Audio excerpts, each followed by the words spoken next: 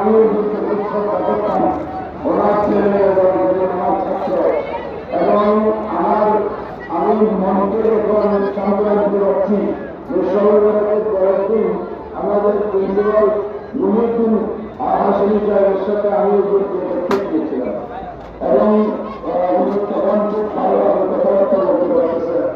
তিনি একজন ভিতরে সাহেব ছিলেন। উনি সেখানে দোকান থেকে আর ক্রীড়া পর্যন্ত আমার 1997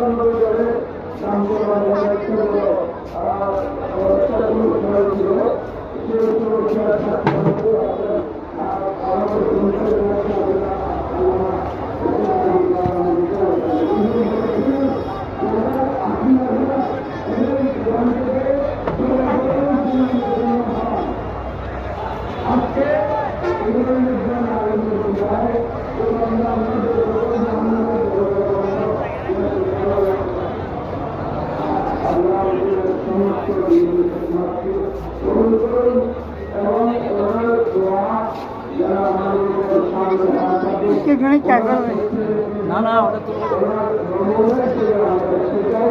তো